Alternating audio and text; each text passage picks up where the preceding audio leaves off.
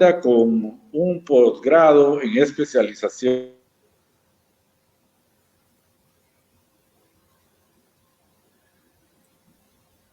Los micrófonos, vamos a ver si. No está habilitado el micrófono. Ok. ¿Ya? Ahora Bienvenidos nuevamente. La audiencia de Educación Continua nos acompaña en el seminario número 13, Justicia Penal y COVID-19.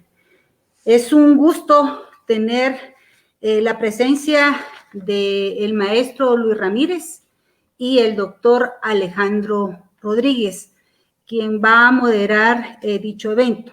Quiero empezar la intervención insistiendo que estos seminarios de alcances y propuestas de la universidad sobre la pandemia fue producto de la voluntad del Consejo Superior Universitario y del maestro ingeniero Murphy Páez Recinos, rector de la Universidad de San Carlos de Guatemala, con el objetivo general de comunicar a la comunidad universitaria y a la sociedad guatemalteca de forma sistemática, organizada, amplia, utilizando los diversos medios de información para presentar los aspectos más relevantes de lo realizado y lo vías en realización por parte de la Universidad de San Carlos de Guatemala en el marco de la emergencia COVID-19. Es importante resaltar que estas actividades comunicacionales estratégicas de carácter multidisciplinario propician sinergias intrauniversitarias y hoy fundamentalmente nos acompaña la representante de Comisión Jurídica Económica. De igual manera hemos tenido participación del Comité COVID-19, el Comité Científico, el Observatorio de Mujeres, en aras de poder informar de manera organizada tanto a la comunidad universitaria como a la sociedad guatemalteca. Así que, si me permiten, dejo en el uso de la palabra al doctor Alejandro Rodríguez. Bienvenido. Muchísimas gracias. Muy buenos días a todas y todos.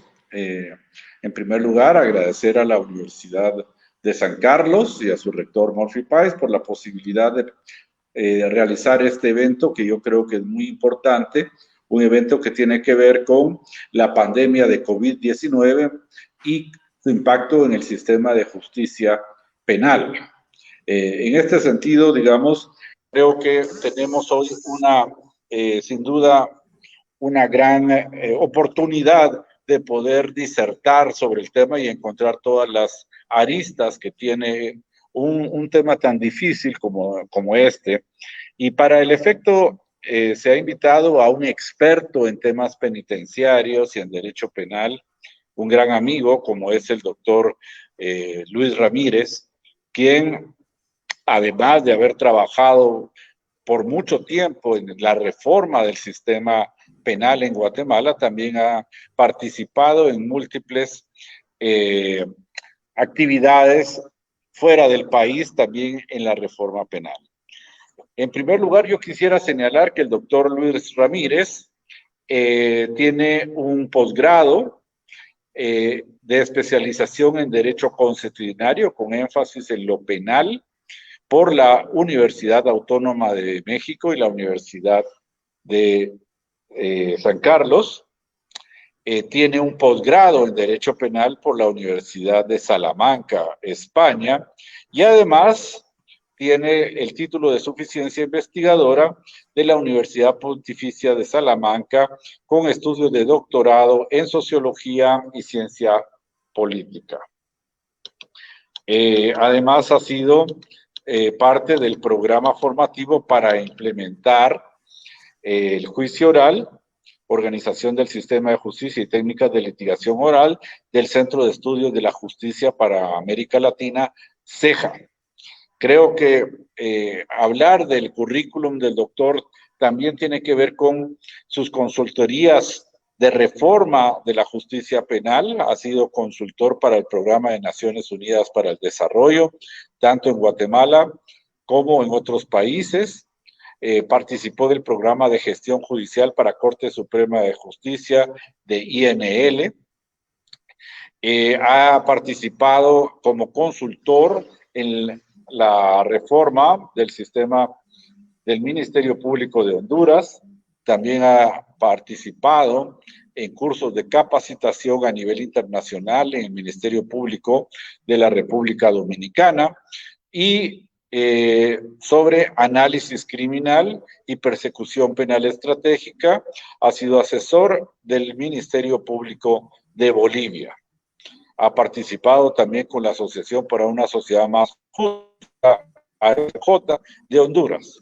Y además, con Luis Ramírez nos une una profunda amistad. Hemos sido miembros y socios fundadores del Instituto de Estudios Comparados de Ciencias Penales de Guatemala, en donde el doctor Ramírez ha sido director del Departamento de Investigaciones, director del Programa de Investigación para Centroamérica y actualmente es presidente de la Junta Directiva de ese instituto. También ha sido consultor para investigaciones y desarrollo internacional, por ejemplo, con el Instituto Latinoamericano de Naciones Unidas para la Prevención del Delito y la NUT y del CEJA. Ha sido catedrático universitario en la Universidad Rafael Andívar y en la Universidad de San Carlos sobre temas de reforma de la justicia penal en varios países. Ha dado conferencias y seminarios sobre reforma de la justicia penal en Costa Rica, Argentina, Colombia, Venezuela, México, y tiene importantes publicaciones, entre ellas recientemente se acaba de presentar una investigación sobre el control policial con la Dirección General de Investigación de la Universidad de San Carlos, un estudio sobre la prisión preventiva en Guatemala y el Paraguay, estudio comparado de 2018, reflexiones sobre política criminal y criminología, y también un estudio sobre la prisión preventiva en Guatemala 2011. Es autor del Manual de Criminología para agentes policiales y para oficiales de Policía Nacional Civil. Miembro del Observatorio de la Justicia Penal en Guatemala, fundador. Y además ha sido director de la revista Justicia Penal y Sociedad, la publicación del Instituto de Estudios Comparados en Ciencias Penales de Guatemala. Es autor o coautor del Manual de Derecho Penal Guatemalteco, junto con Esther Jiménez Salinas y José Luis Díaz Ripollés, dos catedráticos muy importantes en España. Además, entre otras actividades, pues ha sido redactor y director de la revista centroamericana Justicia Penal y Sociedad, de la revista latinoamericana de Política Criminal, Pena y Estado. Fue investigador nacional de la Comisión de Esclarecimiento Histórico y también miembro para la transformación del sistema penitenciario. Y es miembro honorario del Colegio de Abogados de Trujillo, de Perú. Pues es un gusto presentarlo, doctor Ramírez, este día, y esperamos que pues pueda compartir sus conocimientos para esta ponencia tan importante como es el COVID-19 y el derecho penal. Adelante, doctor, por favor. Bueno, muchas gracias por la invitación. Lamento que se haya extendido un poco, mi querido amigo, pero no era la intención de esta situación. Pero, sin embargo, sí me considero un aprendiz de brujo, aprendiz de la realidad y reflexionar sobre la realidad. Yo creo que es lo más importante al final del tiempo. Como dice, no se trata de teorizar un montón, sino de cambiar la realidad. Así que vamos a empezar con un tema muy complicado, aparentemente sin mucha idea de lo que pueda significar la situación de la justicia penal o el derecho penal de la pandemia. Al final quiero hacer esas reflexiones cuando decimos derecho penal, cuando decimos sistema penal, cuando decimos política criminal en relación al COVID-19. Las pandemias han existido en el mundo, algunas más crueles. América Latina vivió con la invasión de España muchas pandemias donde diezmaron a la población, yo diría que casi la aniquilan. Europa también, en el siglo XX, en 1919, murieron más de 60 personas con la llamada la gripe española, y bueno, y ahora tenemos el COVID-19. ¿Y qué relación tiene entre la justicia penal o el derecho penal y la pandemia? Pues es lo que vamos a tratar de ir dilucidando y cuál es el enfoque de esta visión. Vale la pena decir que este análisis es producto de una comisión donde estuve participando, la Comisión Económico-Jurídica, donde se elaboró una propuesta que, bueno, todavía no ha salido oficialmente, digamos, de parte del Consejo Superior Universitario, pero eso no implica que no sea una propuesta que pueda ser tomada en cuenta, y de hecho esta es la oportunidad para hacerlo. Por eso la fecha del 28 de abril, como vieron, la universidad se preparó, armó esta comisión, y apenas un mes después ya teníamos una propuesta, no solo de justicia, sino también relacionado con el tema de salud, ¿verdad? Y otros temas de carácter científico. Lo que vamos a platicar un poco, el plan de discusión de ahora, de esta guía, es ver el tema de la situación del COVID-19, su impacto social, qué efectos ha tenido dentro de la justicia, la respuesta punitiva que dio al COVID-19 y la situación del sistema carcelario como inercia. Los efectos de la pandemia, vamos a analizar un poco también las detenciones policiales, cómo fue la saturación del sistema, la suspensión de labores en el organismo judicial, qué efectos produjo y cuáles son las respuestas que se dieron para resolver esta situación, y algún plan, algunas propuestas que hay de seguimiento. Vamos a hacer también algún tema de análisis comparativo con otros países, qué es lo que han hecho otros países a la fecha. Eso es muy importante porque Naciones Unidas y el mundo pues ha estado afectado. Bueno, cuando hicimos esta propuesta en abril, apenas habían 3.116.680 contagiados en todo el mundo, y habían 217,000 muertos. Para la fecha tenemos cerca de más de 60 millones de contagiados y más de 1 millón de muertos, 1.417.000. En el caso de Guatemala, apenas en esa fecha habían 557 y 16 muertos. Ahora tenemos 127,000 muertes y 4.107. Cerca de un 3% de las personas de todo el contagio. Bueno, ¿cuándo va a terminar esto? Esto es algo que todavía no lo sabemos. Dependemos definitivamente de una vacuna, no solamente que se produzca la vacuna, existen más de 10 vacunas que están iniciando la fase 3 y hay como 20, 25 estudios, laboratorios que están haciendo todo su esfuerzo por llegar a la meta. Se ha convertido de alguna manera como en una carrera casi ideológica, donde está Europa por un lado, Estados Unidos por otro, la Unión Soviética, Rusia por otro, China también están involucrados y otros laboratorios. Incluso hasta Cuba está produciendo y está haciendo sus primeros esfuerzos. Los más avanzados van por la fase 3, ninguno ha terminado la fase 3 y falta todavía, bueno, el proceso de implementación. Algunos estiman que en realidad vamos a estar distribuyendo hasta el 2022 en unos países. Es probable que la vacuna salga para abril, pero vacunar a 7.000 millones de habitantes no es una cosa sencilla y como siempre vamos a estar sometidos a lo que indica la desigualdad económica entre el norte y el sur y también dentro de cada país el tema de las desigualdades.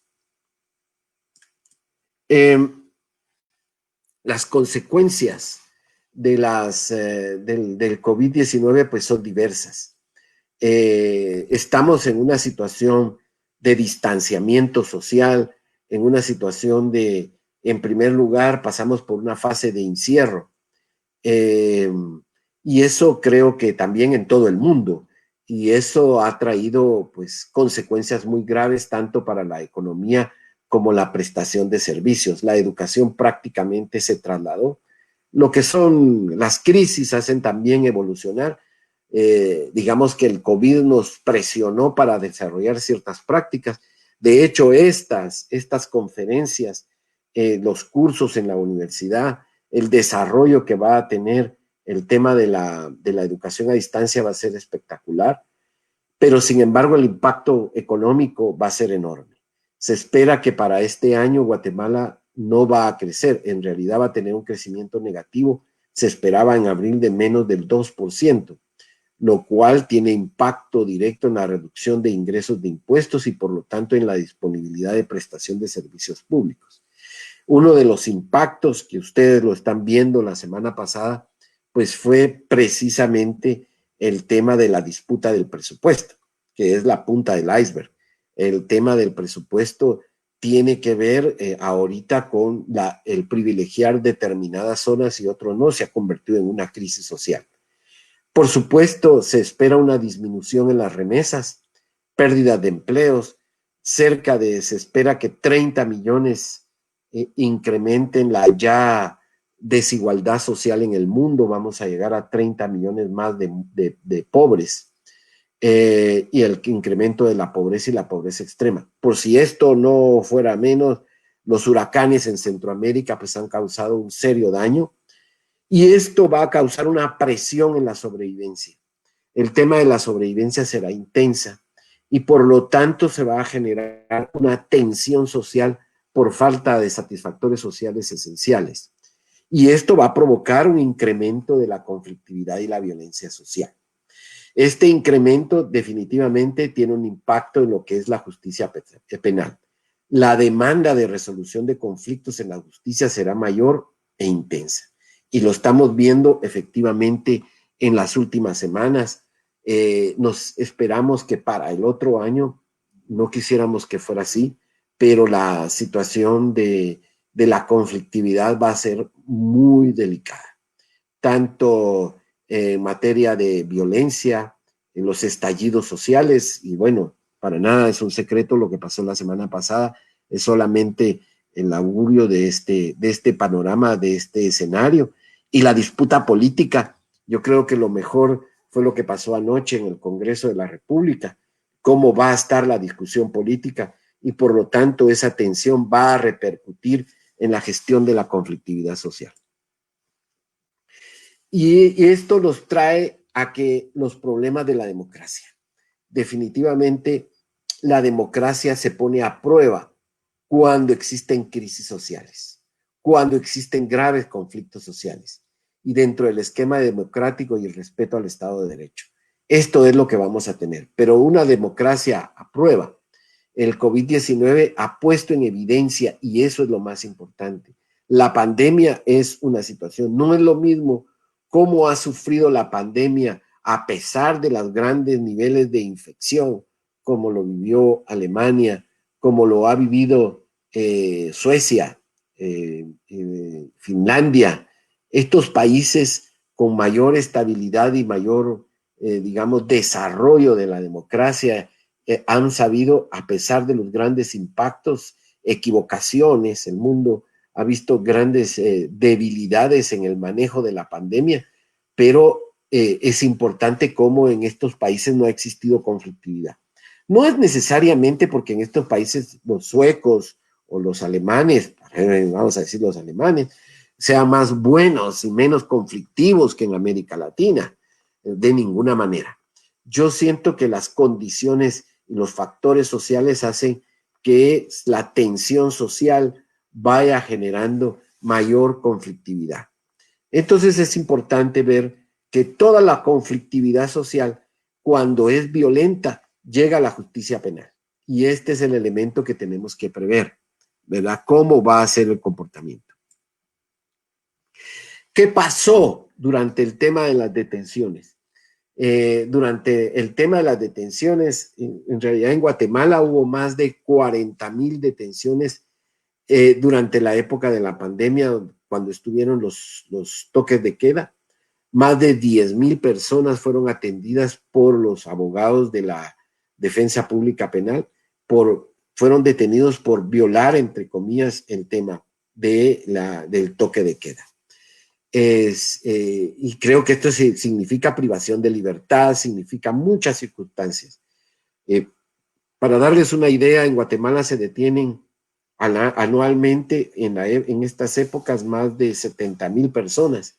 En los últimos 5 años, lo vamos a ver más adelante, lo que significa que en nuestro país, solo en la época de pandemia, se detuvo más 2/3 partes, digamos, de todo, el 75% más de detenciones durante el periodo en que hubo toque de queda por asunto de la pandemia en relación a lo de todo el año. Como ven ustedes, aquí tenemos el primer impacto de lo que significó la pandemia en el medio social. Es incremento de las detenciones policiales. Luego de la emergencia, bueno, la administración de justicia en términos generales ha quedado paralizada en gran medida, lo cual significa un impacto negativo. Todos ustedes escucharon cómo probablemente no lo vivimos, pero prácticamente el organismo judicial, todo lo que se refiere a los juzgados quedó paralizado, lo que quiere decir que en los sistemas penitenciarios se cerraron las puertas, nadie entraba, pero sí entraba, nadie entraba a los centros de visita, nadie salía de las cárceles, pero sí entraban presos. Esa es la problemática, ¿verdad? Entonces, este riesgo, el riesgo que vive la justicia penal, el riesgo que viven, los privados de libertad, las personas que están sometidas a un proceso, pues es bastante grande. Estado de situación, ¿cuál era el estado de situación de la violencia previa al COVID-19 y la inercia que tenemos que estar viviendo en relación a eso?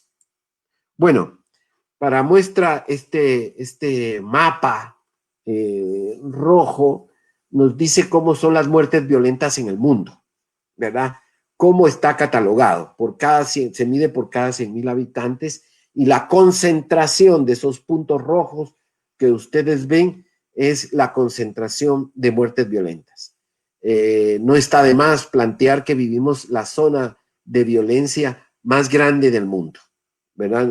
Salvo Brasil, como pueden ver, Colombia también, Venezuela, en el sur prácticamente no existe, Sudáfrica, un poco en Rusia y algunos lugares como Filipinas, ¿verdad? Se ve el tema Europa más o menos por la concentración de gente, pero también por la concentración de muertes violentas. En el caso de Centroamérica y en el caso del Caribe, y fundamentalmente en el caso de México y Guatemala, lo que vemos es el tránsito, coinciden muchas situaciones. 1, el tráfico de drogas. 2, el tema de la extrema pobreza que hace expulsar a la gente. 3, el tema de los inmigrantes, y por eso se ve también la situación entre México y Centroamérica. Esto es en términos generales, pero ya cuando se amplía el mapa, nosotros vemos que no todos los países en el mundo tienen violencia. En el caso de Guatemala, nosotros tuvimos cerca de 45 muertes por cada 100,000 habitantes. El promedio en el mundo son 7 muertos por cada 100,000 habitantes.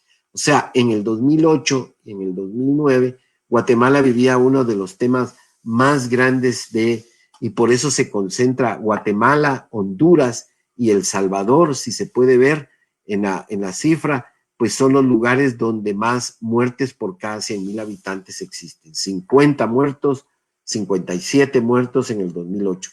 Guatemala ha tenido una tendencia a disminuir las muertes violentas y esto se debió mucho por la política de persecución penal iniciada en el 2010, donde ustedes pueden ver la persecución penal estratégica en el 2010 hasta el 2018, que tenemos 22 muertos. La tendencia va a seguir.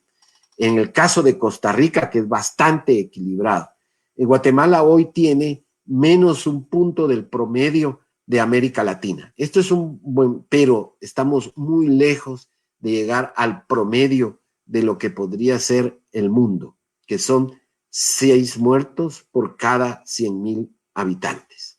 Sin embargo, lamentablemente El Salvador y Honduras siguen altos en esta situación. Pero ¿cómo está la situación de nuestra sobrepoblación carcelaria?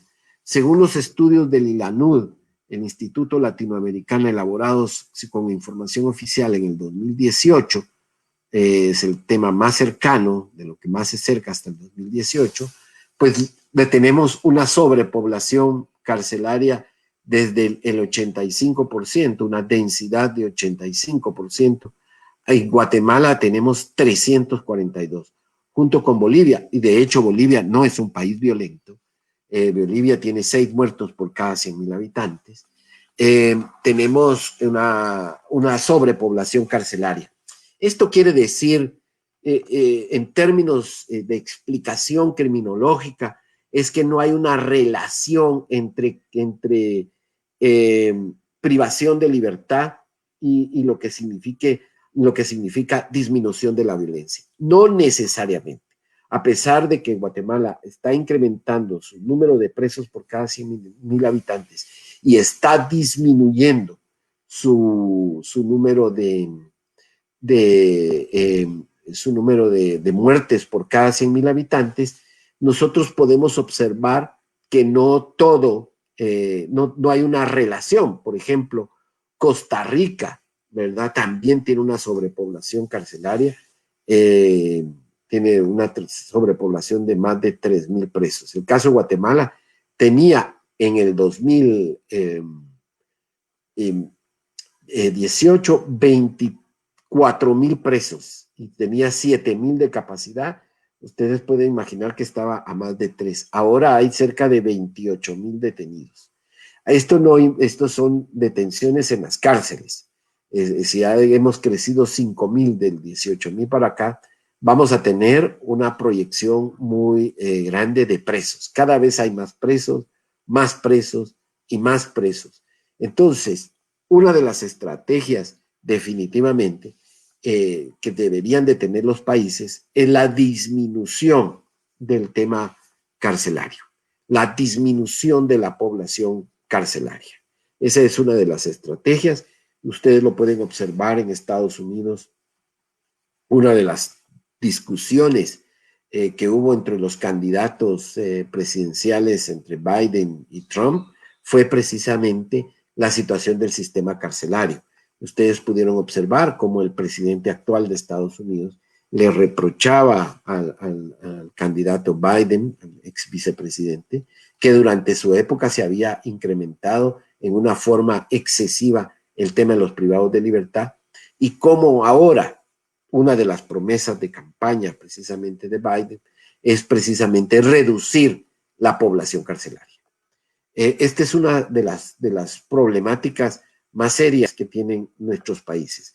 Todos los días, y ustedes lo pudieron observar el fin de semana, estuvimos muy atentos todos de lo que pasaba en la torre de tribunales con las 35 personas detenidas por el tema de la manifestación. ¿A qué hora lo soltaban? En la universidad estábamos pendientes definitivamente de que pues fueran a sobreseer el caso, una falta de mérito, que en realidad tuvieran a sus abogados respectivos en el momento de la audiencia. Una preocupación muy grande y de hecho, digamos que todos salieron libres. Al final de cuentas, el Ministerio Público no tenía los suficientes medios de prueba como para poder acusar en una forma certera a estos jóvenes que fueron detenidos durante el tema de la manifestación. Pero mi idea es llamar la atención en el sentido de que este drama que nosotros vivimos este fin de semana lo viven diariamente más de 100 personas, más de 180 personas en todo el país. Es el mismo drama que nosotros vimos. Lo que no vimos fue precisamente contar con el respaldo. Lo que no vemos es contar que todos los días no se dice, simplemente las noticias, o lo que podríamos llamar un manejo de los medios de comunicación. Se detiene a un marero, se detiene un asaltante, se detiene un violador, se detiene esto. Ahora que detuvieron a los... es un abuso del tema oficial, pues corrimos ahí.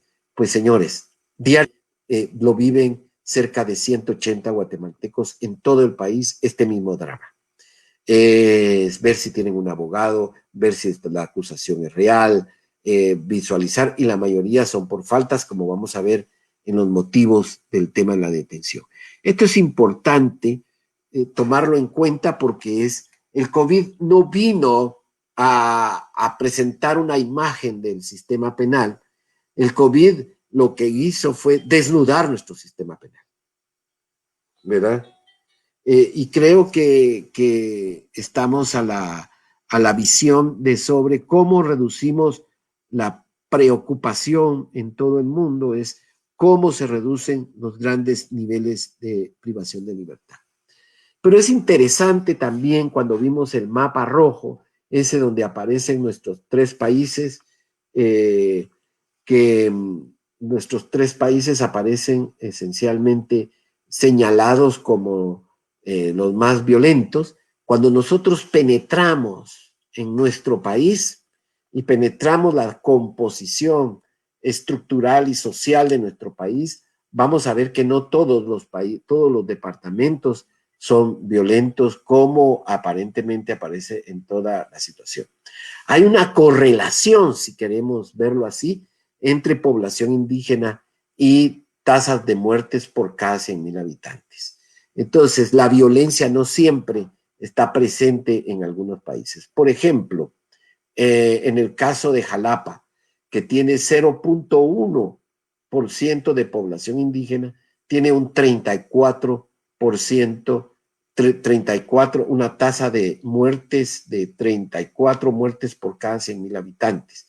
Chiquimula tiene 7, Guatemala, que tiene 14, tiene 42, y Zacapa, que tiene el 1%, tiene el 56 muertos por cada 100,000 habitantes.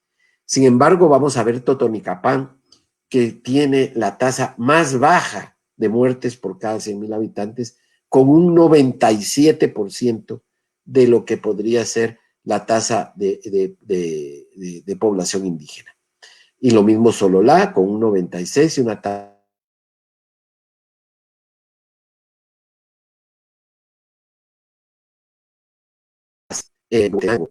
Pan y Quiché tienen tasas de muertes por cada 100,000 habitantes menores que el promedio del mundo, que son 7 muertos por cada 100,000 habitantes.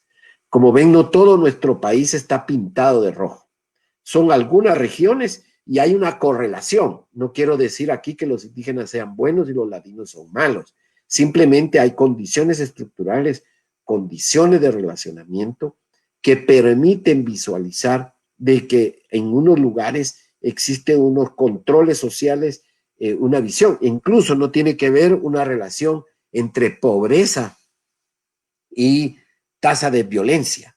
Pongo las muertes por cada 100,000 habitantes porque es lo que nosotros medimos en relación a si uno quiere saber qué país es violento, uno lo que tiene que evaluar es las tasas de muertes por cada 100,000 habitantes. Pero, ¿por qué se dio el incremento de presos en Guatemala? ¿Cuál ha sido el origen de esta situación? Todo arranca más o menos en 1997, cuando empieza a incrementarse lo que podríamos llamar las políticas de mano dura cuando se empieza a aplicar la pena de muerte, en el tiempo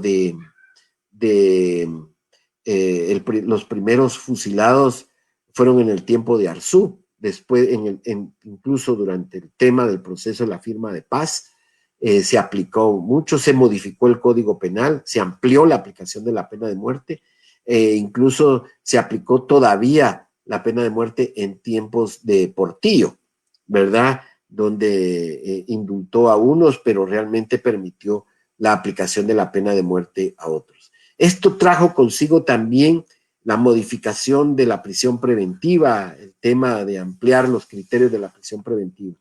Y esto ha significado un incremento de presos.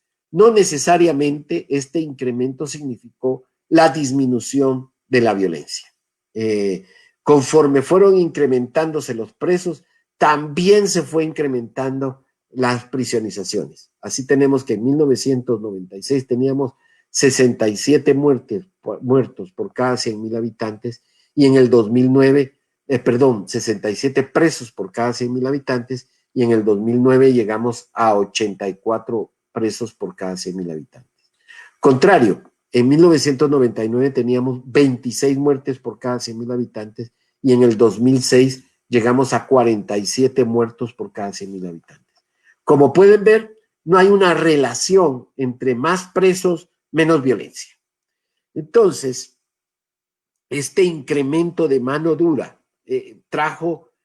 no necesariamente implicó la disminución de la violencia, pero sí definitivamente nos trajo una herencia que tenemos ahora de la sobrepoblación carcelaria.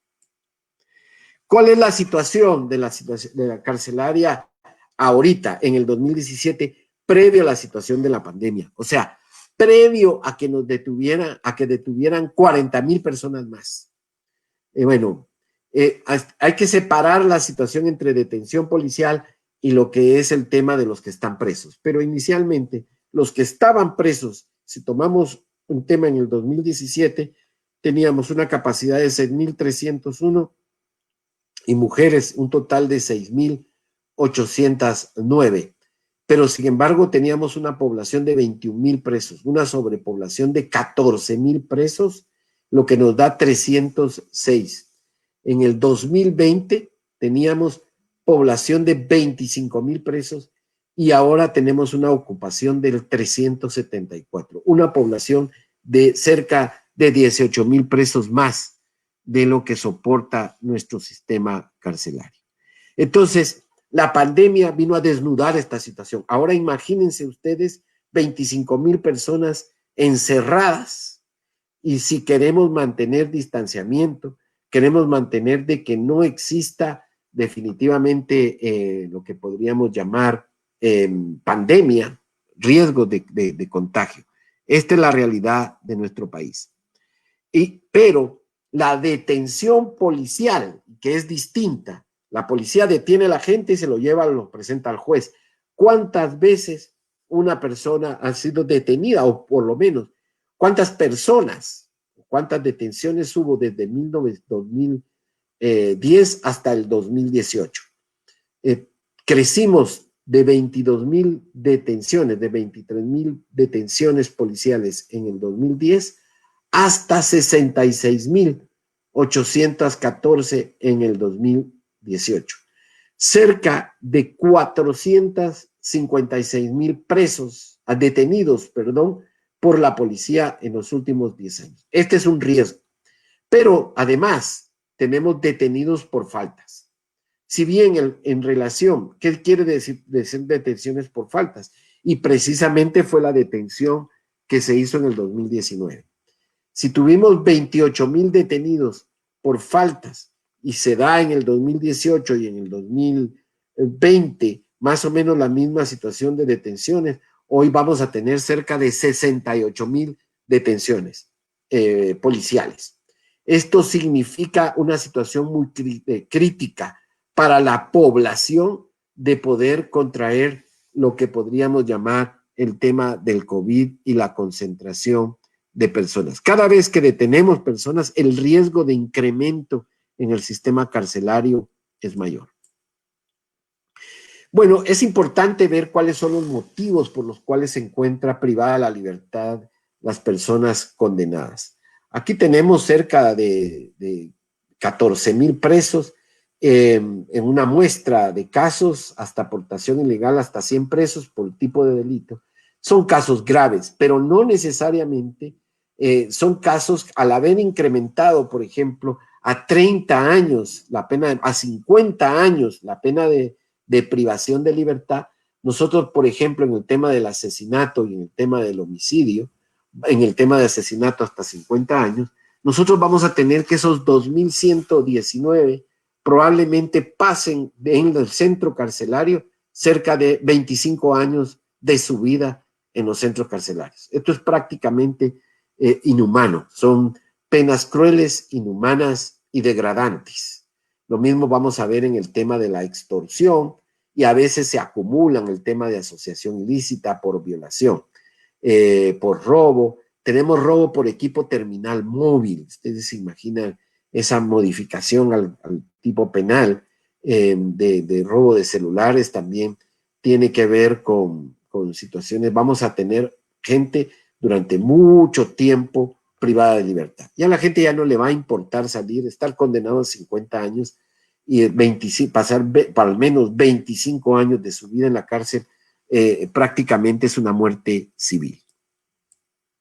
Estos son los presos por prisión preventiva. La relación entre presos preventivos y condenados es muy grande. Como ven ustedes, la mayoría están por asociación ilícita, pero esto viene otros problemas. Casi más de la mitad de la población carcelaria lo están por prisión preventiva. Vemos prisión preventiva por posesión para el consumo, vemos por atentado, vemos por agresión, vemos por hurto, una serie de hechos delictivos por lesiones que en realidad las personas podrían estar en sus casas, e incluso si el arraigo se puede probar, no hay necesidad que las personas estén presas mientras no se sustente un juicio. Esto significa ser coherente. Nadie puede ser privado de sus derechos, dice la Constitución en el artículo 12, si antes no ha sido citado, oído y vencido en juicio. ¿Cuál es el estado actual de las cárceles? Tenemos un problema bastante serio.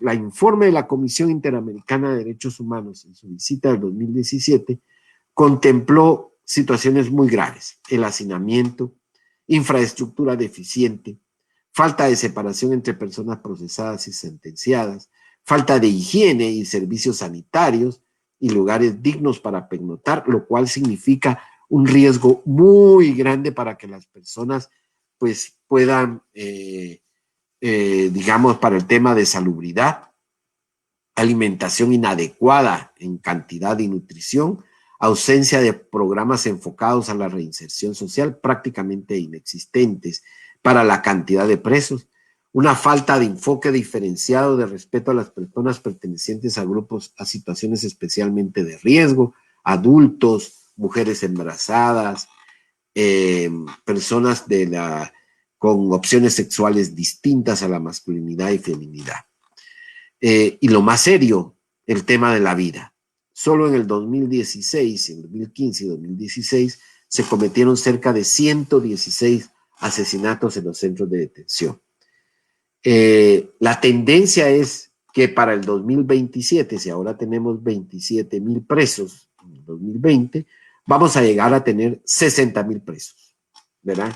Esto es un riesgo muy grande por el incremento. Cada año se está incrementando en un 10% las detenciones policiales, es decir, 5,000 personas más respecto al año anterior.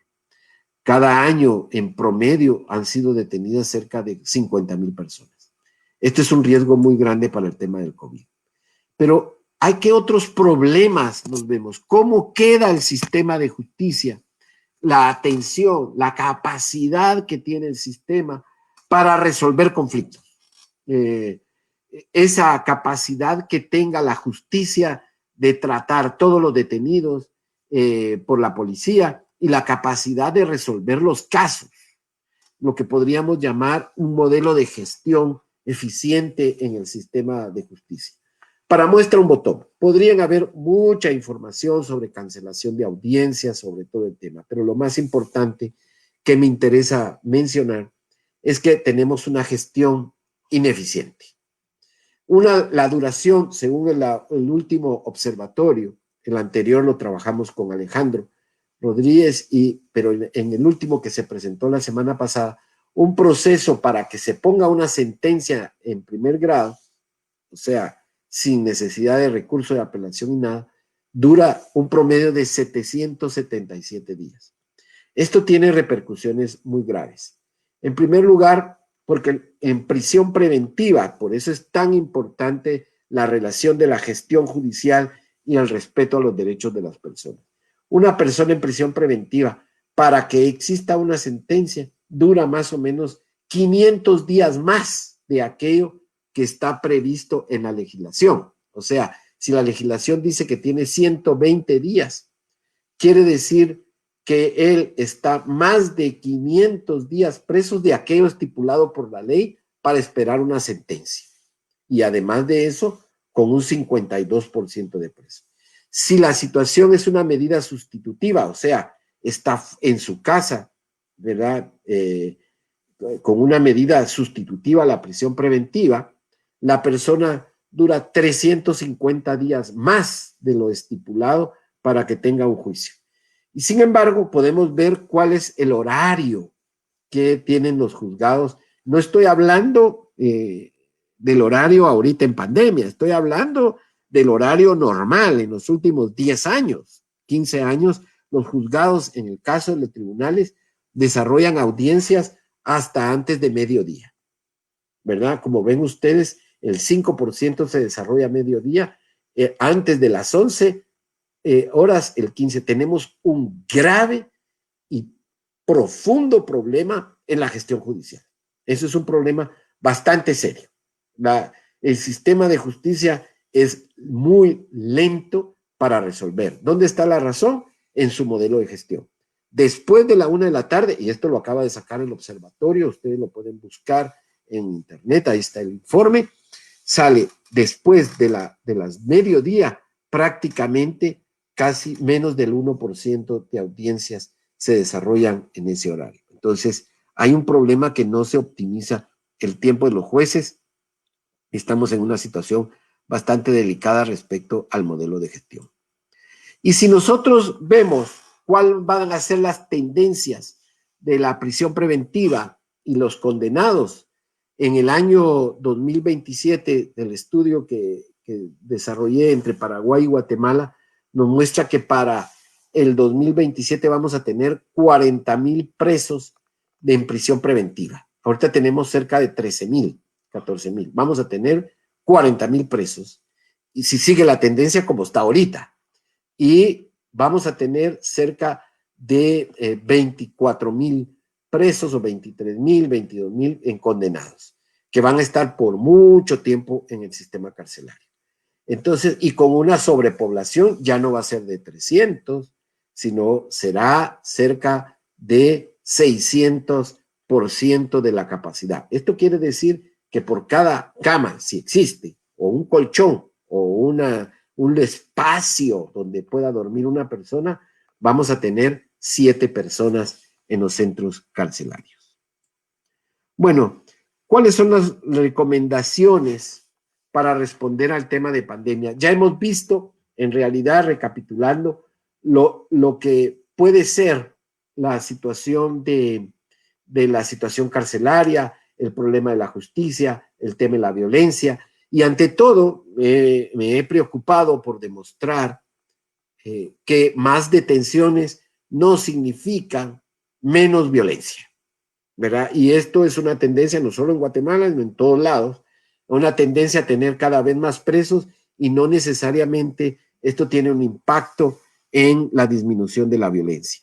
Esta es una imagen que tendríamos, este es el punto de partida porque tenemos que diseñar una política de reducción del sistema carcelario y por qué el COVID nos plantea esta situación que viene a desnudar y a decir, señores, o sacan a la gente o empiezan a trabajar en medidas de despenalización, descriminalización.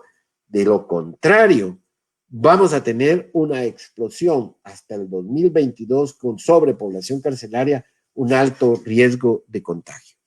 Bueno, la preocupación no ha sido solamente por las cifras, por lo que estamos acá, sino que también ha sido una preocupación mundial. De hecho, como ustedes vieron, tenemos más de 60 millones de contagiados en el mundo. Esto a los 15 días, 20 días después del COVID, ya las organizaciones internacionales en materia de derechos humanos y todo el tema vieron con profunda preocupación el tema de la privación de libertad en el mundo, que era una población con alto riesgo.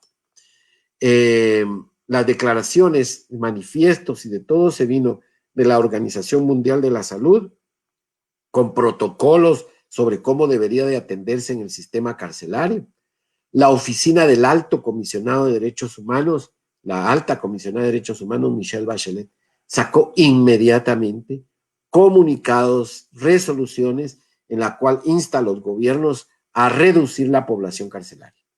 El Subcomité contra la Tortura y otros tratos crueles, inhumanos y degradantes sacaron también sendas recomendaciones para los países, incluso sacaron mecanismos que tienen que ver con protocolos de funcionamiento del sistema carcelario.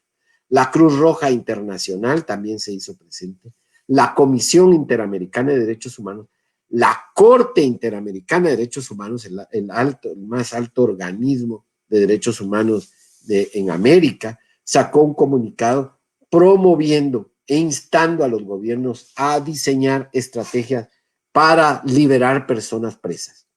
Y por supuesto, el relator especial de Naciones Unidas para la Independencia Judicial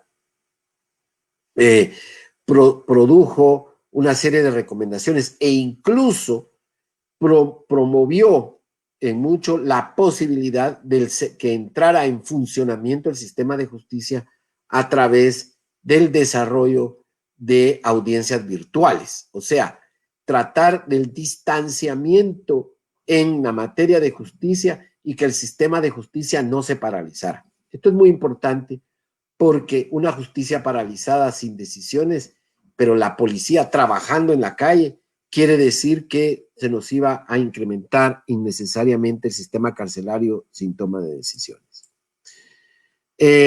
Las manifestaciones, como vimos, esos mecanismos tanto para la población que se encuentra vulnerable, que se encuentra en situaciones habría que trabajar temas de prevención del contagio, había que dotar de insumos para la higiene y protocolos de actuación del personal, porque también implementar mecanismos tecnológicos y de coordinación que permitan el desarrollo de audiencias.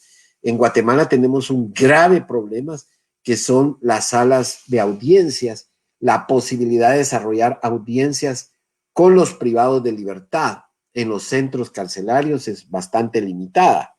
Por cierto, existen sistemas audiovisuales, pero no están de acceso para todos los juzgados. Entonces, eso genera una aglomeración, una saturación de casos y hace que la justicia vaya acumulándose y vemos las consecuencias. Incremento de casos no resueltos y al mismo tiempo también tenemos incremento en la prisión preventiva. Bueno, el mundo se preparó para esto. Y no estaba preparado, perdón, perdone. El mundo no estaba preparado para esto. Y estas recomendaciones fueron tomadas por muchos países. Algunos países con mayor intensidad. Esto lo recapitula el director del ILANUD, me hizo favor de proporcionarme alguna información para esta presentación. El caso de Francia, hubo motines incluso, y lo que hicieron fueron políticas de reducción de pena y los permisos para que los privados de libertad pudieran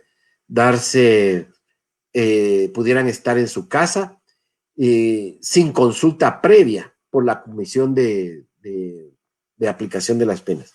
únicamente que el Ministerio Público estuviera de acuerdo en sacar a las personas libres, y así se hizo. Y vamos a ver la tendencia de no utilizar tanto lo judicial directamente, si tomar decisiones de sacar a la gente de las cárceles como unas medidas de alguna manera desesperadas para evitar el incremento del contagio.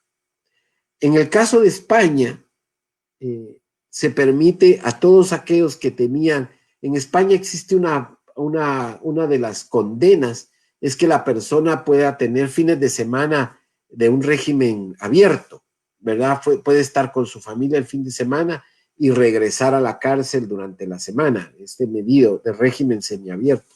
Pues en realidad España dijo no, todos los que están en un régimen semiabierto durante la pandemia se van a su casa y se quedan ahí definitivamente hasta que pase esta emergencia. Los que en otro caso de prisión preventiva, pues se les puso monitoreos electrónicos, incluso llamadas telefónicas para que estuvieran detenidos en su casa mientras pasa la pandemia. Mecanismos que significaba sacar, y eso que España y Francia no son países que tengan altas tasas de privación de libertad como los nuestros. En el caso más delicado, el país que más privados de libertad tiene en el mundo es Estados Unidos. Estados Unidos tiene para los que quieran ver un reportaje sobre este incremento de presos, valga la publicidad, en Netflix hay una serie que se llama Enmienda 13, la pueden observar, es un fantástico documental sobre el proceso de incremento de presos en Estados Unidos, su historia. Y Estados Unidos tiene cerca de 2 millones de habitantes, más de 500 presos por cada 100,000 habitantes. Bueno, hay muchas políticas, el tema de la privatización de los privados de libertad, hay muchas discusiones. Sin embargo, Estados Unidos empezó a generar políticas en algunos estados, porque saben ustedes que es un estado federal y un estado federal fuerte, en el sentido de que los estados tienen mucho poder independiente para tomar decisiones respecto a ciertas políticas internas. Uno de ellos es la privación de libertad. Liberaron a las personas incluidas solamente con el consenso entre el fiscal general y los defensores públicos. Y esas listas eran presentadas al juez sin necesidad de audiencia y se iban autorizando. Lo mismo hay que se privilegiaron las órdenes de citación en lugar de detenciones policiales. Cuando la policía andaba en la calle, en lugar de detener a alguien, le decían, no, preséntese al juzgado. Y se incrementó el uso de la suspensión del procedimiento a prueba. Y también hay medidas cautelares no privativas de libertad. O sea, que es una medida cautelar, es medidas mientras se desarrolla un juicio, ¿verdad? Ahora simplemente con la promesa de presentarse a la audiencia, porque hay mucha gente pobre que no tiene para la fianza. Antes, cuando no se tiene para la fianza, te quedas preso, tanto en Estados Unidos como en Guatemala, mientras llega el juicio. En estos casos, simplemente con la promesa de presentarse, ya no les exigían fianza. Ese es uno de los mecanismos. ¿Qué pasó en América Latina? En América Latina, los países que tienen relevancia, en el caso de la Argentina, se hizo un listado, son más limitadas. América Latina está muy carcelero en la actualidad, las medidas son muy pobres en relación a lo que se está haciendo en Europa y a lo que se está haciendo en Estados Unidos. Simplemente se están sacando listados y analizar los casos de prisión preventiva en el caso de Argentina. En el caso de Brasil, un poquito se ha dado más apertura a las que están en el régimen abierto. Se les concede una detención domiciliar. La prisión preventiva, también aplicar medidas sustitutivas. Colombia, igual, se ha reducido la pena para aquellos que tengan más del 45%, salen libres. Y la aplicación de medidas sustitutivas, tanto para discapacitados, mujeres embarazadas y adultas mayores. En México hay algunas políticas sobre el tema de enfermedades crónicas y en caso de Costa Rica para las personas vulnerables. ¿Cuáles son las propuestas? En el caso de Guatemala, ahí es importante mencionar que se han hecho algunas cosas, fundamentalmente en lo que es la implementación de las audiencias orales. Pero ¿cuáles son los mecanismos que estamos proponiendo en este documento, para ir terminando esta presentación, vamos a ver cuáles son las propuestas o aquellas posibilidades de poder desarrollar unas políticas que permitan definitivamente el descongestionamiento del sistema carcelario en Guatemala. Primero, elaborar protocolos de atención y seguridad en las poblaciones carcelarias. Internamente, la vida carcelaria tiene que tener mecanismos de protocolo. Ya hemos visto que se han muerto algunas personas por COVID dentro del sistema carcelario. Se desconoce cuál es el nivel de contagio que existe en el sistema carcelario. Probablemente esto lo vamos a vivir hasta el 2025. Recordemos que si van a haber vacunas, no creo, por lo menos yo personalmente esperaría que esté equivocado, el sistema carcelario no será de las poblaciones prioritarias para poner las vacunas de prevención en el caso del COVID. Hay que elaborar una de las propuestas, un estado de situación de cada centro sobre las condiciones para responder al COVID-19. Desconocemos si en realidad se tiene un estado de situación, un diagnóstico. Establecer una clasificación de las personas privadas de libertad según el riesgo de contagio para el COVID-19, o sea, personas adultas, personas en enfermedades crónicas, ¿verdad? Y entonces tener un estado de situación respecto a eso. Y solicitar a la Oficina de Prevención contra la Tortura que desarrolle un plan de visitas a los centros para verificar el cumplimiento de las medidas sanitarias. Traté de comunicarme con la oficina para ver qué medidas tenían, pero lamentablemente no recibí respuesta al respecto de saber si tienen algunas situaciones de estas. Pero mi propuesta, o la propuesta de que se presentó a la universidad, es que la Oficina Nacional de Prevención contra la Tortura pues sea la que desarrolle visitas periódicas para saber si existen los programas de prevención.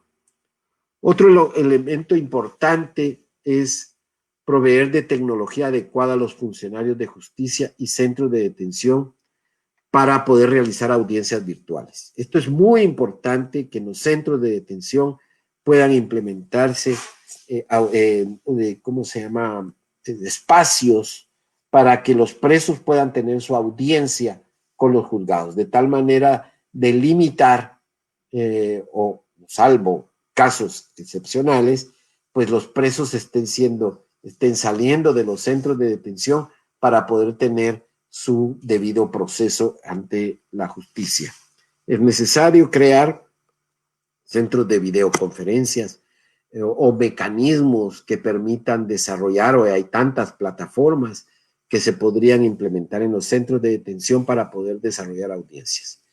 Otra propuesta es fortalecer la gestión judicial de los juzgados y salas de apelaciones para que puedan ajustar sus funciones con eficiencia y eficacia. Vimos que los horarios con los cuales se está trabajando son bastante limitados y definitivamente las demandas sanitarias exigen tener audiencias virtuales. Esto se está avanzando bastante. Existen más de juzgados, más de 100, más de 200 los jueces, los juzgados en su mayoría en materia penal, en materia laboral y algunos en materia civil, también tienen licencia Zoom para poder desarrollar audiencias. Esto hay que potenciarlo, de tal manera que la comunicación pues pueda ser más fácil, a menor costo, ¿verdad? Definitivamente, y con el menor riesgo. Hay que fortalecer las capacidades informáticas de las instituciones del sistema penal para facilitar la interconexión para el desarrollo de audiencias virtuales. Hay que agilizar los procesos de nombramiento de jueces donde hagan falta para poder responder con mayor capacidad. Se han nombrado jueces, y esto es muy importante anunciarlo, no por el COVID, es un proceso que ya viene desde hace un par de años. Ahora los juzgados de primera instancia, en el caso de Guatemala, van a ser pluripersonales, y de hecho todos los juzgados de primera instancia, que son los que miran las audiencias previas al juicio, van a contar con 2 jueces en cada juzgado. Y la sugerencia es poder establecer un comité de emergencia entre instituciones del sistema penal para que desarrollen los mecanismos de coordinación efectivos para el desarrollo de audiencias y evitar la suspensión existente. ¿verdad? Cómo poder ir limitando las suspensiones de audiencias y poder reducir la duración de los procesos. ¿Qué podemos hacer para disminuir la población carcelaria propiamente? La anterior es un mecanismo para fortalecer la capacidad de respuesta del sistema de justicia, pero también necesitamos una propuesta de mecanismo directo que tiendan medidas a disminuir. Uno, primero, identificar los casos con sentencia firme y sin ejecutoria, o sea, que no sepan, que sabe cuándo pueden iniciar su solicitud de salida anticipada. Todos esos casos se debería de hacer un inventario para saber quiénes son y poder tener el estado de situación de los presos, de los condenados específicamente. Luego, adelantar los beneficios de libertad anticipada para casos con vencimiento en 3 años. O sea, si la persona va a salir dentro de 3, 4 o 5 años, poder anticipar esa salida tomando en cuenta las condiciones del COVID-19.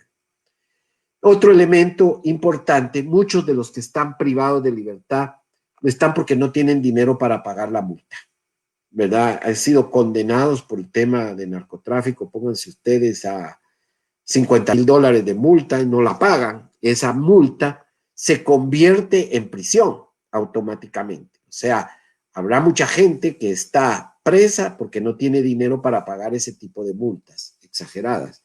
Entonces, una de las medidas sería condonar esas deudas por multa para evitar la prisionización por pobreza, o bien desarrollar mecanismos de pago, amortizaciones, porque es mejor que la gente esté afuera, ¿verdad? Para evitar contagios y que pueda trabajar y poder pagar su multa, reducirlas, y adelantar la salida en lugares especiales para personas de tercera edad, enfermos mentales, mujeres embarazadas, madres con hijos en la cárcel y discapacitados. Toda esta situación debería de analizarse. Nosotros ya se hicieron estudios allá en el Centro Federico Mora y se tiene información al respecto. La propuesta de mecanismos para disminuir la población carcelaria tiene que ver también con la situación de la prisión preventiva. Como decíamos, son personas que son inocentes que están presas, no hay juicio. Entonces, una de las propuestas que hay es la aplicación de salidas alternas y sustitutos a la prisión preventiva para mujeres embarazadas, discapacitadas y otras. Sin mirar qué delito es por el que están siendo procesadas, deberían de estar en una medida sustitutiva.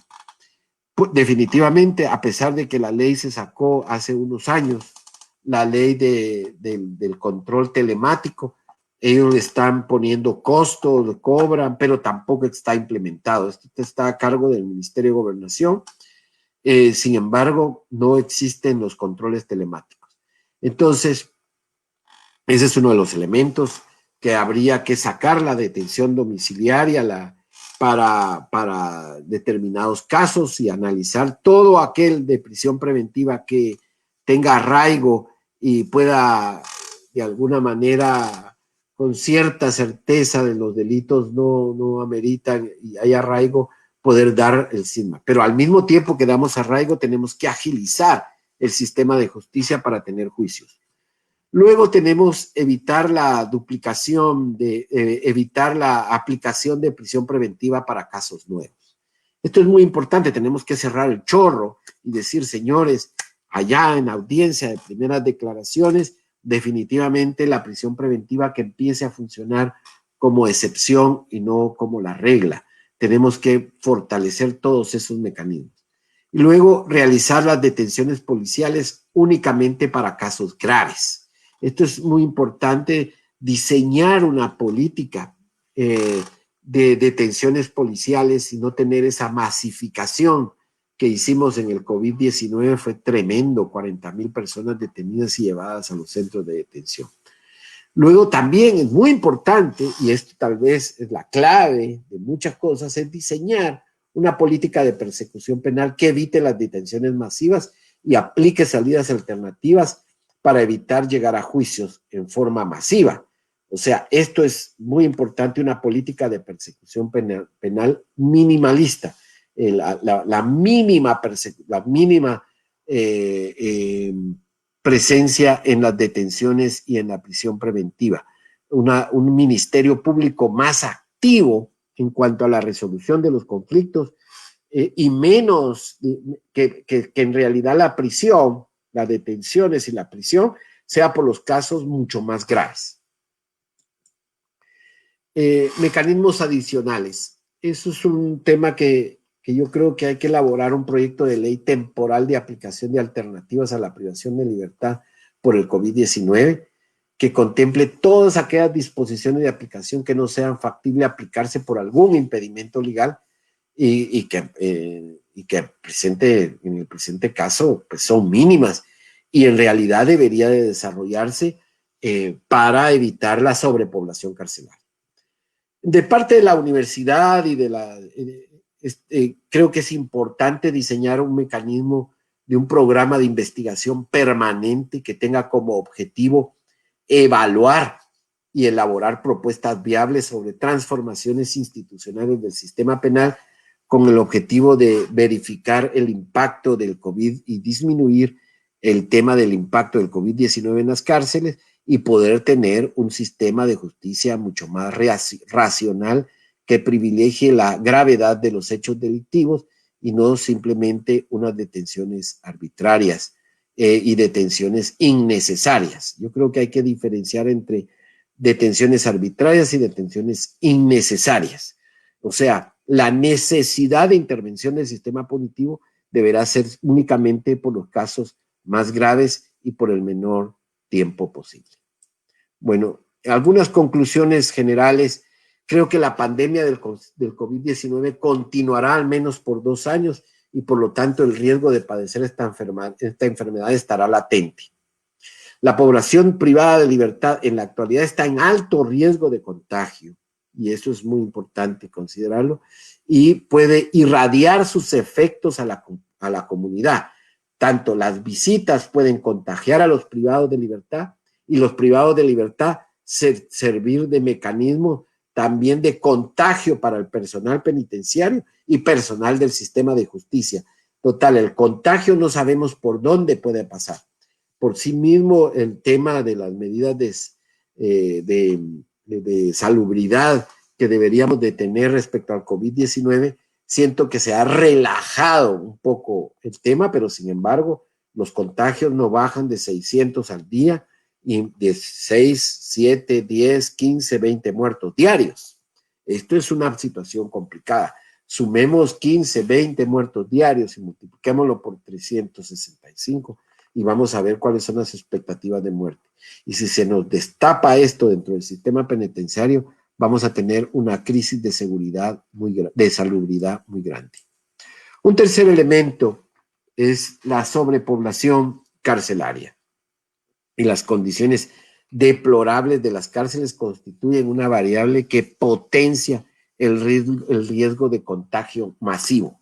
Esto definitivamente creo que el COVID-19 nos da la oportunidad de mejorar las condiciones carcelarias, reduciendo la sobrepoblación. Ya la sobrepoblación ya es una situación de riesgo y mejorar las condiciones para disminuir la población. Yo creo que es una preocupación para toda América Latina, es la disminución de la población carcelaria. Lo otro es que el COVID-19 puso en evidencia con mayor fuerza las debilidades del sistema de justicia, los problemas de la seguridad, la vulnerabilidad económica y también la vulnerabilidad en el sistema de salud. Yo creo que pandemias vamos a tener, epidemias van a existir en forma inevitable. Ya algunos millonarios, como ya predijo que entre 20 años probablemente tendremos una y vamos a seguir teniendo definitivamente riesgos de salud. Pero nuestros países, bueno, sin ir tan lejos, vamos a tener también riesgos de medio ambiente que puede provocar crisis en la conflictividad social y en una respuesta violenta por parte del Estado. La comunidad internacional elaboró un conjunto de recomendaciones que tienen como finalidad disminuir la población carcelaria, resolver los conflictos criminalizados en forma expedita y proponer una política de persecución penal mínima, de mínima intervención. Más allá de las decisiones sobre audiencias virtuales, no se han diseñado o implementado políticas judiciales, penitenciarias y de persecución penal que reduzcan la sobrepoblación carcelaria. Este es un problema muy serio. O sea, es importante el tema de las audiencias virtuales, pero eso no nos soluciona el problema. Y por último, la reducción de la población carcelaria es urgente y necesaria para disminuir los riesgos de contagio. Estamos a 310 de sobrepoblación carcelaria. Deberíamos de al menos fijar la meta de llegar a tener los presos que pueda tener el sistema carcelario, que son 7,000 presos. Ni un preso más, ni un preso menos. Muchas gracias.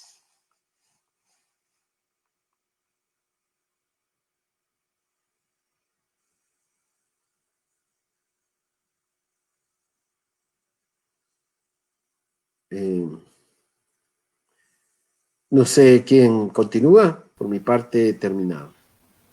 En este momento se incorpora el doctor. Felicitarle ante todo por la completa exposición, y no cabe duda que el tema de justicia tiende a ser complejo. Se requiere de diversos esfuerzos, ¿verdad?, para aplicar esa justicia. Si me permite, cedo la palabra al doctor Alejandro Rodríguez. Muchas gracias. En primer lugar, quiero felicitar al doctor Luis Ramírez por su brillante disertación. Realmente una disertación muy bien documentada, con gran aporte de estadísticas que demuestra que la situación en Guatemala es sumamente delicada. Consideramos que esta disertación debe ser difundida, como muchos de los compañeros están colocando en los comentarios. Es necesario que esta información sea difundida a nivel nacional e incluso a nivel internacional para adoptar políticas públicas que sean adecuadas en el marco de todos los riesgos que se encuentran actualmente en la pandemia. No sé cómo estamos de tiempo, porque yo creo que ya casi agotamos la temporalidad que se tenía prevista para esta actividad, pero yo no dejaría de preguntarle al doctor Ramírez un par de cuestionamientos que nos han hecho los amigos que están en el chat y que han señalado diversos aspectos que tienen que ver con la presentación. Una de las primeras preguntas y de las más frecuentes es, ¿por qué considera usted que el hecho de que se haya emitido varias, se hayan aumentado las detenciones, no ha significado una disminución en la tasa de los delitos? Esta es una de las preguntas más recurrentes y quisiéramos tener su información. Por otro lado, también nos están preguntando, ¿verdad?, cómo poder dar o divulgar esta información para la toma de políticas públicas, porque se considera que es una información muy importante, pero aparentemente el gobierno no la tiene. Comenzaríamos con estas dos preguntas, por favor, doctor Ramírez, para que usted pudiera explayarse sobre el tema. Bueno, el tema del incremento de los presos en el mundo, podríamos decir, porque no es un problema únicamente de Guatemala. Hay un tema de prisionización. En Estados Unidos inicia en los años 70, a través de la política antidrogas, y por muchas circunstancias en Estados Unidos en los años 70, y hasta ahora se está discutiendo de una forma más seria el tema de disminución. De hecho, el presidente Obama planteó esta circunstancia. Como ven ustedes, ahorita en Estados Unidos se están tomando algunas decisiones al respecto. Yo creo que la criminología ha demostrado definitivamente que la cárcel no resuelve los problemas estructurales de la sociedad. Vivimos en una fantasía, digamos, en una visión equivocada respecto a que la prisionización o la criminalización es la respuesta a los problemas sociales como única respuesta. En las universidades estudiamos que el sistema de justicia penal o la política criminal debe ser subsidiaria a la política social. Yo creo que eso está del diente al labio. Solamente lo hemos predicado, pero no lo hemos puesto en práctica.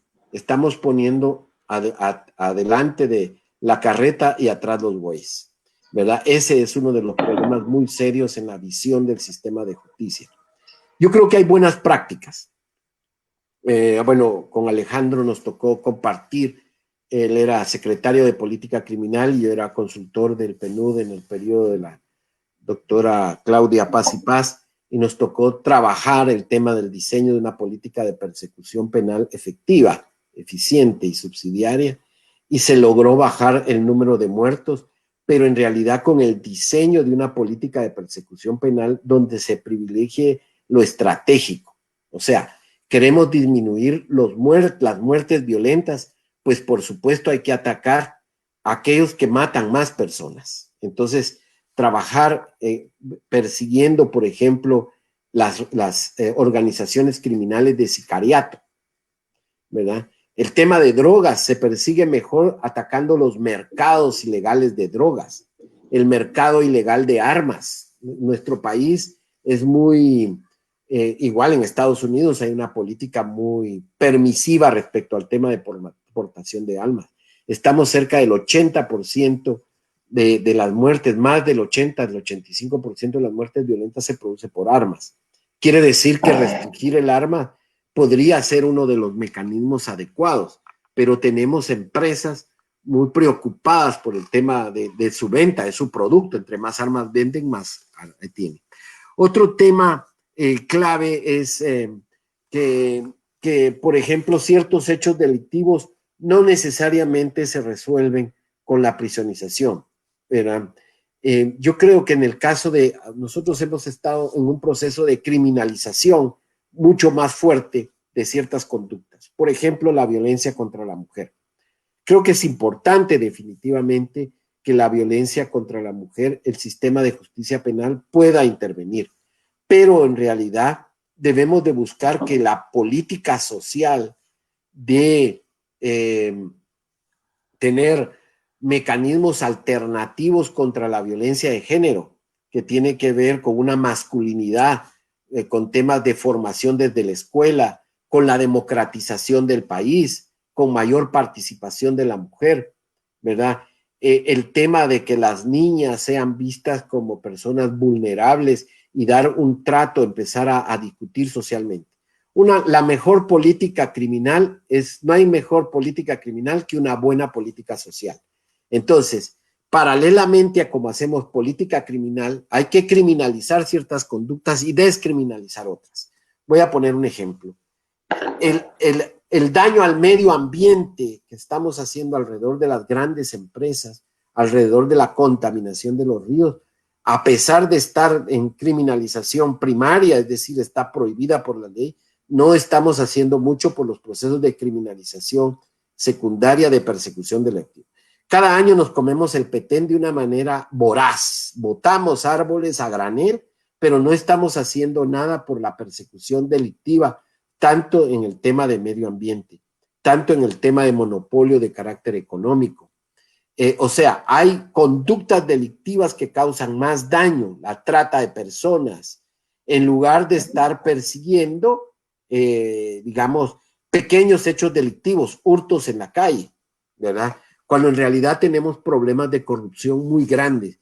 El Estado está en una situación muy vulnerable en relación cuando se estaba persiguiendo la corrupción, se vienen las políticas contrarias a la persecución de los grandes capos de la corrupción. Vimos ahorita hace poco que se encontraron cerca de 122 millones de quetzales en una casa, en unas caletas. Los grandes elementos de corrupción no son perseguidos, ¿verdad? Entonces, la orientación de la persecución delictiva no está en crear más fiscalías en el interior de la República. Es una política equivocada de ampliación de las fiscalías, cuando en realidad lo que debemos de tener son persecuciones penales estratégicas, con análisis criminal, con ver efectos sociales, antes que tener una persecución delictiva masiva, que tienda a la masificación de la cárcel. Podemos tener probablemente 3.000 presos, pero que son 3.000 presos que en realidad son aquellos que han causado mayor daño social a la sociedad. Muchas gracias, doctor. Una pregunta. En cuanto a la divulgación, perdón. Sí, la divulgación. Entonces, sí. ¿cómo se puede hacer entonces para que toda esta información que se ha dado en esta conferencia, que nos ha venido a demostrar los grandes riesgos que se están dando tanto en la cárcel como pues en la política social, se pueda dar a conocer a la población y tengamos la oportunidad entonces de que estas propuestas puedan llegar a los tomadores de decisiones? Bueno, es una situación complicada. Yo creo que el que deberíamos, como universidad, tenemos una gran responsabilidad en cuanto a la investigación, a la docencia, a la investigación y a la extensión universitaria. Yo creo que, no sé si esta investigación u otras que existan al respecto, deberían de ser objeto de presentarse ante todos los funcionarios de justicia, hacer un lobby para llegar y mostrárselo a los jueces, mostrárselo también a la Corte Suprema, al Ministerio Público para tener una política racional, al Colegio de Abogados, en la propia discusión, en la propia Facultad de Derecho, en todas las, tener, no este tipo de discusión, que el sistema penal hay que tener miedo en el sentido que este es un discurso de abogados. Yo creo que los abogados han hecho mucho daño a las políticas públicas. Lo digo con todo respeto en el sentido de que no se ha desarrollado una discusión de una política criminal democrática. Cuando hablamos de una política criminal democrática, tenemos que hablar de una política criminal en la cual participen todos los actores sociales en el proceso de qué política criminal queremos desarrollar. Ese es uno de los temas claves y fundamentales. Se ha negado, por ejemplo, el reconocimiento del derecho indígena en nuestra Constitución, cuando en realidad hemos visto que las poblaciones indígenas son las que presentan los menores índices de violencia en nuestro país. No es porque los indígenas sean más buenos que los ladinos, simplemente porque ellos tienen mecanismos de resolución de conflictos, de gestión de la conflictividad, 1000 veces, 50,000 veces más efectivos que pasar 770 días para obtener una sentencia. Entonces, somos esquizofrénicos con nuestro sistema de justicia y no reconocemos los grandes avances que tienen. Tenemos las soluciones en nuestra nariz y no nos damos cuenta. Somos realmente muy miopes para la toma de decisiones. Doctor, hay una pregunta que tiene que ver con la tasa de mortalidad que hay en las prisiones en Guatemala. Yo quisiera preguntarle entonces, ¿considera usted que Guatemala tiene una tasa de mortalidad superior a las muertes que en otras cárceles latinoamericanas?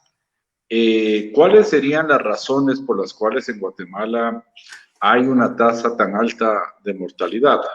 Entiendo yo que el Instituto de Estudios Comparados tuvo un caso precisamente ante la Corte Interamericana de Derechos Humanos por el fallecimiento de una persona por denegación de asistencia médica. Quizá nos podría indicar cómo observa usted esta situación de las condiciones de salud en las cárceles, especialmente ahora agravadas por el tema de COVID. Bueno, el primer factor de riesgo en las cárceles es la sobrepoblación. Eso es inevitable, ¿verdad? Ninguna casa si uno quiere ver cómo está la salud, dice, bueno, ¿cuántas personas hay aquí? Hay 20 personas. ¿Para cuántas es? Para 5. Definitivamente lo primero que tenemos que hacer es sacar gente. Eso es como una respuesta elemental. No tenemos que no tenemos que buscar que despertar a don Einstein para hacer una simple matemática y decir, tienen que sacar gente de las cárceles. Eso es inevitable. En primer lugar, la sobrepoblación. La sobrepoblación es riesgo para todo. Es riesgo para la salud, en el caso de COVID, riesgo para muchas enfermedades, riesgo también para el estado de ánimo de las personas. Las personas en sobrepoblación definitivamente tienden a cambiar su carácter, tienden a estar reactivos, tienden a no gestionar la conflictividad de una manera local. No queremos que hayan motines, es inevitable, ¿verdad? En cuarto lugar, las condiciones que están los presos. Nosotros prácticamente que una persona entre al sistema carcelario, no estoy hablando de las cárceles VIP, digamos que es otra cosa, y las cárceles VIP, cuando todos dicen el tema, pero ahí son 250 personas, estamos hablando de 27,000 presos, 250 personas no es nada, digamos, respecto al tema. Cuando dice, queremos sacar a los presos, los primeros que se apuntan son los del Mariscal Zavala, no puede ser, ellos no tienen problema de sobrepoblación, la sobrepoblación está en otro lugar. Ese es el primer elemento. El segundo elemento tiene que ver con evitar que entren más presos. Eso es clave, fundamental, una política de persecución penal minimalista. O sea, cerrar el chorro o por lo menos llegar al goteo, ¿verdad? Segundo, entonces evitar que sigan entrando, ¿verdad? Y empezar a sacar los que existen. Y luego vamos adentro a generar las condiciones de salud, aquella que podamos brindar. Meter a una persona a la cárcel ahorita es prácticamente casi condenarlo a muerte. Condenarlo a una vida civil definitivamente en condiciones insalubres. Está subordinado a la coacción interna, a una subcultura carcelaria sometida. Bueno, ya hemos visto el tema de los sicariatos que existe adentro, por supuesto. Una cárcel en la cual es gobernada por los propios presos y gobernada por los presos que tienen más poder. Como la cárcel no es diferente a la sociedad libre. Los privilegios que se dan afuera se potencian adentro de la cárcel. Entonces, adentro de la cárcel, la vida carcelaria tiene los mismos elementos. Los que tienen dinero, los que tienen corrupción, los policías mal pagados, el sistema de... No hay programas socioeducativos, lo mismo afuera, no hay escuelas, no hay formación para el trabajo, no hay trabajo en la cárcel, no hay trabajo afuera. O sea, la cárcel no es... Cada país tiene su cárcel y cada gobierno lo administra. Y cuando digo cada país, la cárcel de Suecia es la cárcel, lo que pasa afuera en Suecia pasa adentro de la cárcel, ¿verdad? Entonces, la parte de la democratización de nuestro país o de la imagen que podemos tener de nosotros mismos está en la cárcel. Lo que pasa es que la cárcel no la ocultan. Es un espacio en la cual no se está en contacto. Sabemos de la cárcel cuando hay motines y sabemos de la cárcel cuando detienen masivamente a la gente. Mientras tanto, no sabemos cómo funcionan los jueces.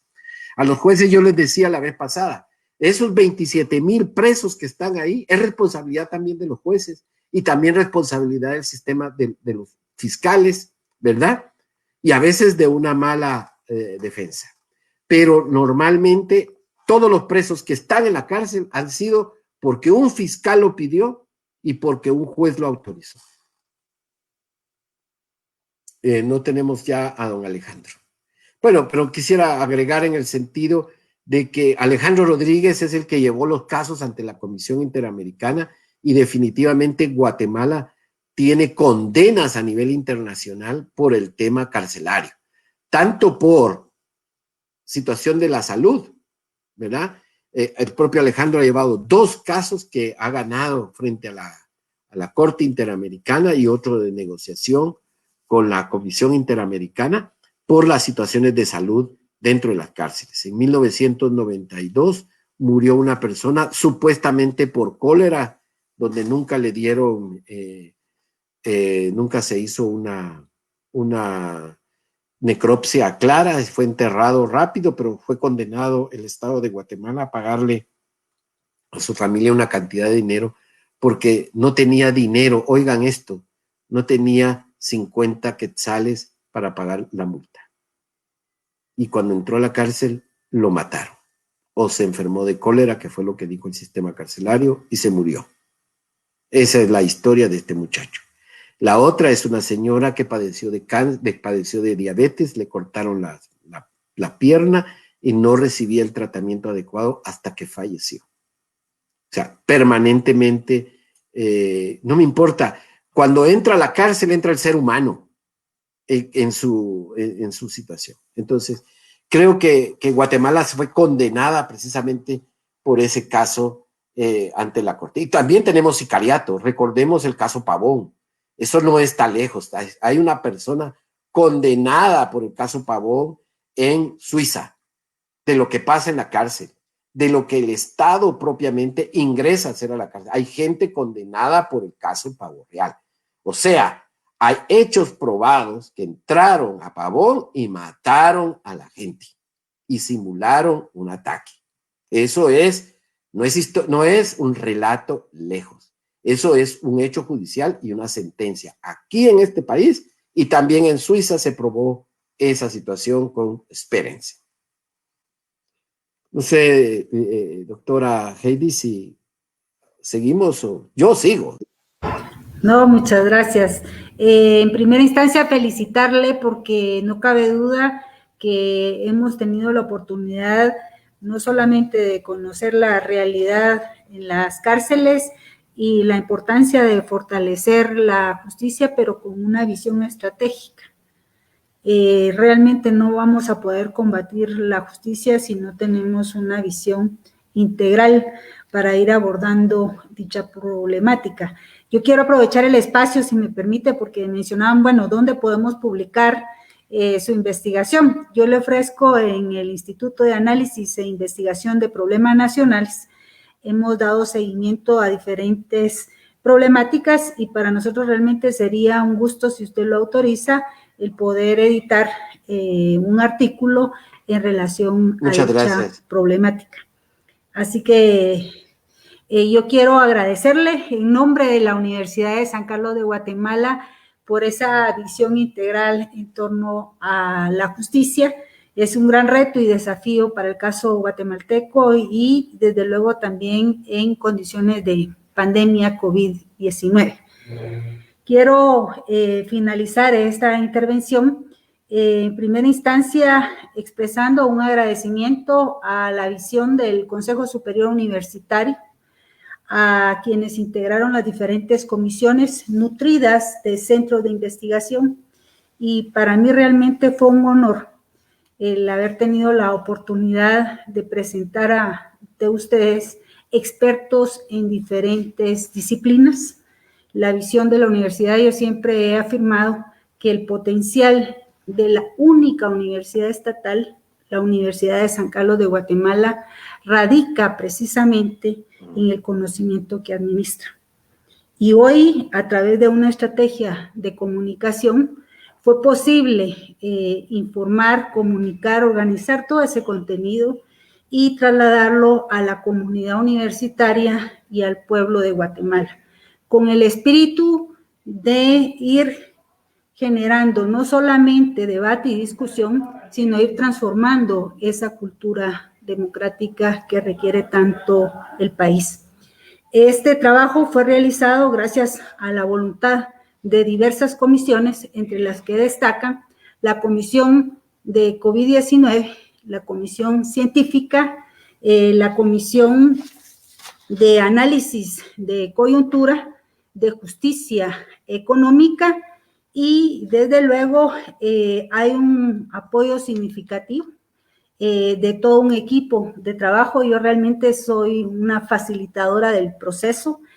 Creo importante agradecer el acompañamiento que se me brindó por parte del equipo del Instituto de Análisis e Investigación de Problemas Nacionales, INUSAC, el licenciado Edgar Celada, la licenciada Elizabeth Ábalos, y de igual manera quiero reconocer el aporte del doctor Maynor Berganza, coordinador de la Comisión de Análisis de Coyuntura, el doctor Rodrigo Montúfar, Francis Urbina, la licenciada es coordinadora de comunicación. Todo esto no hubiese sido posible si no contamos también, desde luego, con el apoyo de la licenciada Sara Ruiz, quien conduce el programa de educación continua.